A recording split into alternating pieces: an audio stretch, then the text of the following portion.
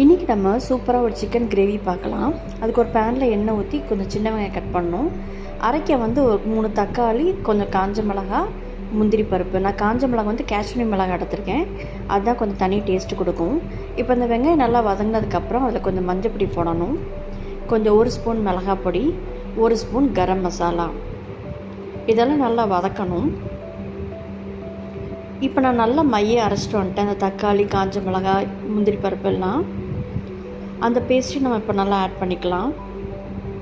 இந்த கிரேவி ரொம்ப சூப்பராக இருக்கும். கண்டிப்பாக வீட்டில் ட்ரை பண்ணி பாருங்கள்.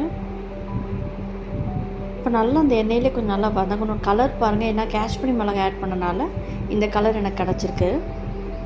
இப்போ நம்ம கழுவி வச்சுருக்க சிக்கனையும் ஆட் பண்ணிக்கலாம்.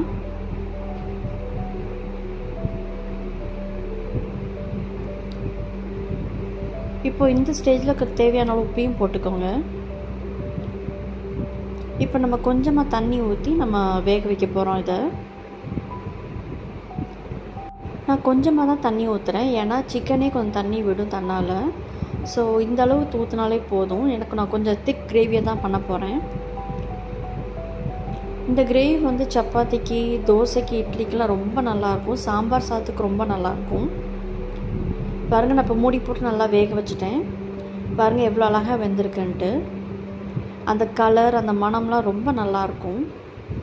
இது குழந்தைங்கள்லேருந்து பெரியவங்க வரைக்கும் நல்லா என்ஜாய் பண்ணி சாப்பிடுவாங்க. நம்ம அந்த முந்திரி பருப்புலாம் அரைச்சி போட்டிருக்கறதுனால அது ஒரு தனி டேஸ்ட்டு கொடுக்கும் அந்த கிரேவி.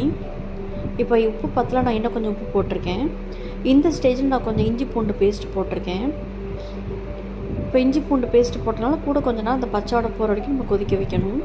இது கூட ஒரு 5 நிமிஷம் வேக வச்சா போதும், நமக்கு ரெடி ஆகிடும். பாருங்கள், சூப்பரான ஒரு கிரேவி ரெடி ஆகிடுச்சு.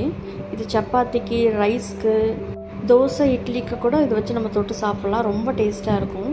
இது முந்திரி பருப்பெல்லாம் போட்டிருக்கனால ஒரு தனி ஃப்ளேவர் கொடுக்கும். நம்ம தக்காளியும் நம்ம அரைச்சி போட்டிருக்கிறோம். ஸோ அது தனி டிஃப்ரெண்ட் டேஸ்ட்டாக இருக்கும். கண்டிப்பாக வீட்டில் ட்ரை பண்ணி பாருங்கள். பாருங்கள், சூப்பராக வெந்துருச்சு. பாருங்கள், அவ்வளோதான் முடிஞ்சிருச்சு. இப்போ நம்ம கொத்தமல்லியை மட்டும் கொஞ்சம் கார்னிஷ்க்கு போட்டுக்கலாம். இது கண்டிப்பாக வீட்டில் ட்ரை பண்ணி பாருங்கள். சின்னவங்கலேருந்து பெரியவங்க வரைக்கும் ரொம்ப என்ஜாய் பண்ணி சாப்பிடுவாங்க.